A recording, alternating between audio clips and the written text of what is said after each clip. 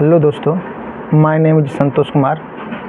आज halo alkane एवं hello Erin chapter number 1 12th organic chemistry का 3 सबसे महत्वपूर्ण अभिक्रिया जो हर बार 12th के बोर्ड एग्जाम में आता है, जो इस प्रकार हैं। सबसे पहला है ऊर्जा अभिक्रिया, दूसरा है फ्रैंकलैंड अभिक्रिया, तीसरा है ग्रिग्नार्ड अभिक्रमण।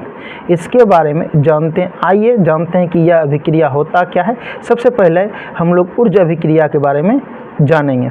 आइए जानते हैं ऊर्जा अभिक्रिया क्या है। देखिए ऊर्जा अभिक्रिया क्या होता है। ड्राई ईथर की उपस्थिति में एल्किल हैलाइड का सूत्र होता है R और X। R को बोलते हैं एल्किल, X को बोलते हैं हैलाइड। यानी X की जगह हम लोग हेलोजन परिवार का कोई भी एलिमेंट्स ले सकते हैं, जैसे Cl, Br, I और F, ये फ्लोरो क्लोरो ब्रोमोआइडो। सोडियम धातु से अभिक्रिया कर एल्केन का निर्माण करता है। इस अभिक्रिया को ऊर्जा अभिक्रिया कहते हैं। तो ड्राई ईथर की उपस्थिति में एल्किल हैलाइड सोडियम धातु से अभिक्रिया कर एल्केन का निर्माण करता है। इस अभिक्रिया को ऊर्जा अभिक्रिया कहते हैं। Alkyl halide X RX, sodium धातु Na, ड्राई ईथर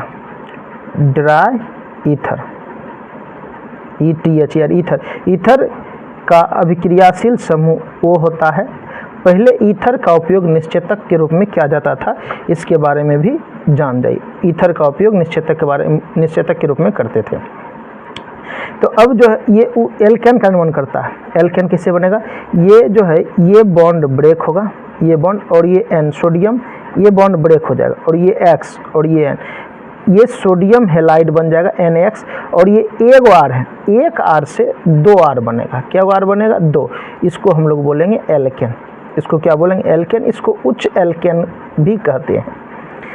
और X और Na मिलकर बन जाएगा नेक्स मतलब ये हो गया सोडियम हैलाइड। अब इस अभिक्रिया को संतुलित करना पड़ेगा। संतुलित करते इधर कितने R हैं? 2 R हैं। इधर क्या गो R है? एगो। तो ये इधर 2 R है, इधर 1 R है। तो R यहाँ एल्किल है और X R एल्किल है और X हैलाइड है, तो इसको बोलते हैं एल्किल हैलाइड। इस पार R 2 है, इस पार R 1 है, तो यहाँ 2 देना पड़ेगा। तो R 2 हो गया, फिर X 2 हो जाएगा। यहाँ X 1 है, तो यहाँ 2 देना पड़ेगा। यहाँ क्या देना पड़ेगा? 2। जब यहाँ 2 दीजिएगा तो सोडियम 2 हो जाएगा, तो यहाँ भी 2 देना पड़ेगा। ये संतुलित हो गया। अब दूसरा एक एग्जाम्पल देखते हैं। CH3Cl और सोडियम धातु हो जाएगा, यहाँ हो जाएगा ड्राई ईथर, यही ड्राई ईथर उतर जाएगा। तो यहाँ क्या बनेगा? ये बॉन्ड ब्रेक होगा और Cl और Na अभिक्रिया करके सोडियम क्लोराइड बना लेगा। और उसके बाद आपके पास बचेगा CH3। अगर एगो C है तो 2 गो C वाला एल्केन बनेगा। तो यहाँ बन जाएगा CH3। इसको बोलेंगे एथेन। 1 है तो 2 बनेगा। मेथिल यानी मेथ से स्टार्ट होता है, तो यहाँ एथेन बनेगा। एथेन 1 कार्बन से 2 कार्बन, C2H6, इसको एथेन कहते हैं। इसको मेथिल बोलते हैं। मेथिल क्लोराइड है, सोडियम है और ये ड्राई ईथर की उपस्थिति में हो गया और ये बना लेगा एथेन बना लेगा। तो और उसके बाद बनेगा N और Cl, तो बनेगा NaCl। इसको भी संतुलित करना पड़े। इधर क्या कार्बन है? 2 गो और हाइड्रोजन क्या गो? 6 गो। इधर कार्बन क्या गो? 1 गो, हाइड्रोजन है 3 गो। तो यहाँ 2, इसको 2 से गुना करना होगा। अब यहाँ 2 से गुना करेंगे तो Cl 2 हो जाएगा। यहाँ Cl अकेला है, तो यहाँ भी 2 से गुना करना पड़ेगा। अगर इसको 2 से गुना करेंगे तो सोडियम 2 हो जाएगा, तो यहाँ 2 से गुना। और ध्यान रखना, अगर 1 कार्बन है तो 2 कार्बन वाला एल्केन बनेगा। अगर 2 कार्बन है तो 4 कार्बन वाला एल्केन बनेगा। अगर 4 कार्बन है तो 8 कार्बन वाला बनेगा। तो अब जैसे दूसरा एग्जाम्पल देखते हैं। C2H5 और Br सोडियम और यहाँ हो जाएगा ड्राई ईथर हो जाएगा, यही वाला उतर जाएगा ड्राई ईथर। अब देखिए इसमें है, इसको बोलते एथिल। H से बनता है, तो इसमें 2 कार्बन है तो 4 कार्बन वाला एल्केन बनेगा, यानी 4 कार्बन वाला एल्केन मतलब C4H10 यानी ब्यूटेन बनेगा। आप ऐसे भी लिख सकते हैं C4H10। और यहाँ Br और सोडियम, तो ये सोडियम ब्रोमाइड बन जाएगा, ये सोडियम ब्रोमाइड बन जाएगा। अब इस अभिक्रिया को यहाँ कार्बन 2 है, यहाँ कार्बन 4 है, तो इसको 2 से गुना करना पड़ेगा। Hydrogen 10, hydrogen 10। अब यहाँ Br2 हो जाता है, तो यहाँ Br को संतुलित करने के लिए यहाँ 2 देना पड़ेगा। सोडियम भी 2 हो जाएगा, तो यहाँ भी 2 देना पड़ेगा। कितना आसान रिएक्शन होता है ऊर्जा अभिक्रिया। अब दूसरा अभिक्रिया है फ्रैंकलैंड अभिक्रिया। आइए जानते हैं कि फ्रैंकलैंड अभिक्रिया क्या होता है। फ्रैंकलैंड अभिक्रिया, आइए देखते हैं फ्रैंकलैंड अभिक्रिया क्या होता है।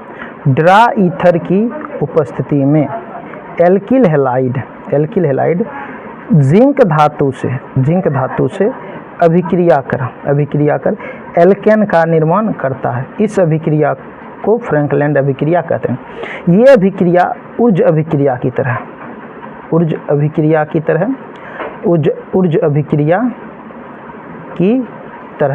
है, लेकिन यहाँ सोडियम के स्थान पर जिंक होगा। सोडियम के स्थान पर क्या होगा? जिंक। यहाँ सोडियम के स्थान पर जिंक होगा, तो यहाँ जिंक होना होगा। तो इस ड्रा ईथर की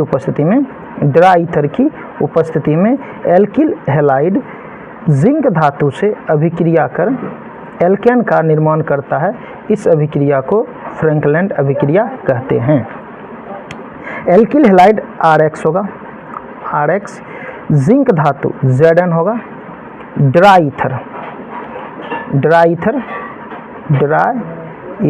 ईथर का प्रयोग निश्चेतक के रूप में होता है। बेहोश करने के लिए ईथर निश्चेतक के रूप में प्रयोग करता है, ड्रा ईथर। अब देखिए ये R, ये बॉन्ड ब्रेक होगा, और ये जो है ना R एक है एल्किल ग्रुप, 2 गो एल्किल हो जाएगा, तो इसी को हम लोग बोलते हैं एल्केन। क्या बोलते हैं? एल्केन बोलते हैं, इसको एल्केन बोलते हैं। अब ये Zn X के साथ अभिक्रिया कर लेगा, तो बना लेगा Zn और X2 बना लेगा। क्यों? जिंक का वैलेंसी 2 होता, X का 1 होता, इसका वैलेंसी इसमें जाएगा तो हो जाएगा ZnX2 हो जाएगा। इसमें ध्यान रखना है कि अगर एक एल्किल ग्रुप है तो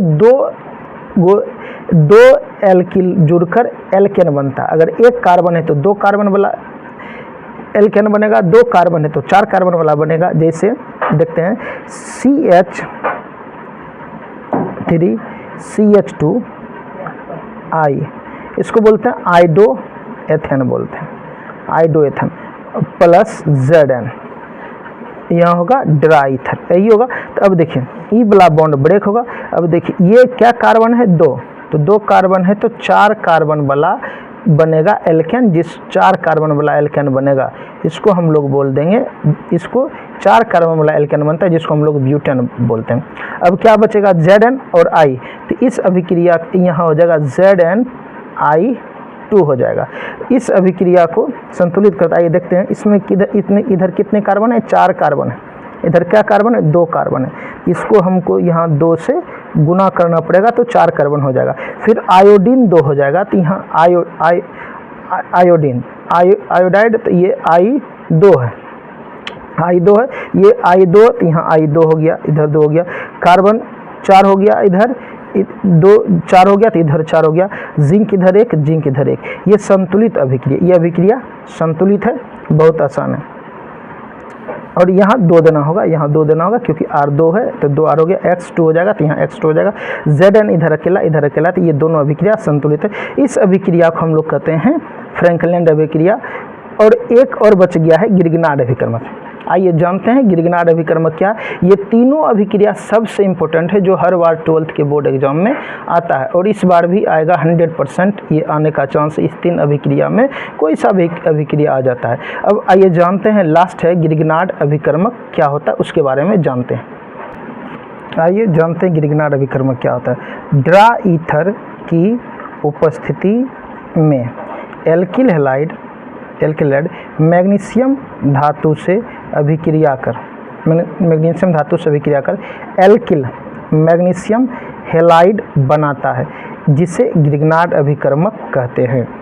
ड्रा ईथर की उपस्थिति में एल्किल हैलाइड मैग्नीशियम धातु से अभिक्रिया कर एल्किल मैग्नीशियम हैलाइड बनाता है, एल्किल मैग्नीशियम हैलाइड बनाता है, जिसे ग्रिग्नार्ड अभिकर्मक कहते हैं। यानी इसमें बनेगा एल्किल मैग्नीशियम हैलाइड, कहने का मतलब RMgX। ये ग्रिग्नार्ड अभिकर्मक है, बहुत ही इंपॉर्टेंट है, ये हर बार एग्जाम में ऑब्जेक्टिव में आ जाता है। RMgX इसको ग्रिग्नार्ड अभिकर्मक कहते हैं। आइए जानते इस अभिक्रिया को देखते हैं। ये एल्किल हैलाइड X RX, यहाँ Mg ड्राई ईथर हो जाएगा, और ये जो है ये RMgX सब X, ये बॉन्ड ब्रेक होगा और Mg यहाँ आ जाएगा बीच में। तो Mg के पास 2 इलेक्ट्रॉन होता है, जो एक एल्किल के साथ, एल्किल में जो कार्बन होगा उसके साथ बॉन्ड बना लेगा, एक बना लेगा X के साथ, तो ये बन जाएगा RMgX बनेगा, ये बन जाएगा RMgX। इसको हम लोग बोलते हैं ग्रिग्नार्ड अभिकर्मक बोलते हैं, मोस्ट इम्पोर्टेंट। दूसरा जैसे एग्जांपल CH3Cl, इसको बोलते हैं एल्किल, इसको बोलते हैं मेथिल क्लोराइड। और ये Mg धातु यहाँ देंगे ड्राई ईथर, और ये बन जाएगा CH3MgCl बनेगा, इसको बोलते हैं मेथिल मैग्नीशियम क्लोराइड बोलते हैं। ये आपका हो गया मेथिल क्लोराइड, मैग्नीशियम धातु, अभी ड्राई ईथर ही होगा, और ये बन जाएगा मैग्नीशियम बीच में आ जाएगा, मैग्नीशियम को बीच में कर देना, मेथिल मैग्नीशियम क्लोराइड हो जाएगा। एक और एग्जांपल बहुत सुंदर सा है, C2H5Br Mg, यहाँ डू होगा, तो ये Mg बीच में आ जाएगा, तो C2H5MgBr। अगर नहीं जानिएगा तो Mg को बीच में कर दीजिएगा, तो ये हो जाएगा एथिल मैग्नीशियम ब्रोमाइड ग्रिग्नार्ड अभिकर्मक। ये अभिकर्मक संतुलित है, इसको संतुलित करने की आवश्यकता नहीं है। ये तीनों रिएक्शन बहुत ही इम्पोर्टेंट है, जो हर बार एग्ज़ाम में आते रहता है। इसको आप लोग अच्छा से तैयारी कर लीजिए, इसको नोट भी कर लीजिएगा। अगर वीडियो अच्छा लगा हो तो वीडियो को लाइक भी कर दीजिएगा, चैनल को सब्सक्राइब भी कर दीजिएगा। ये मेरा पहला वीडियो है, थोड़ा सा हेजिटेशन होता है, और जब नेक्स्ट बार वीडियो बनाएंगे बहुत ही साफ़ सुथरा अच्छे से बनाएंगे। और आप लोग को अगर वीडियो पसंद आए हो तो वीडियो को लाइक करना, चैनल को सब्सक्राइब करें, शेयर करें, ताकि जो बच्चा 12th का बोर्ड एग्ज़ाम देगा इस बार 2026 में, उसके लिए बहुत ही मोस्ट इम्पोर्टेंट क्वेश्चन चुन के मैं डेली एक वीडियो बना के अपलोड करूँगा। धन्यवाद।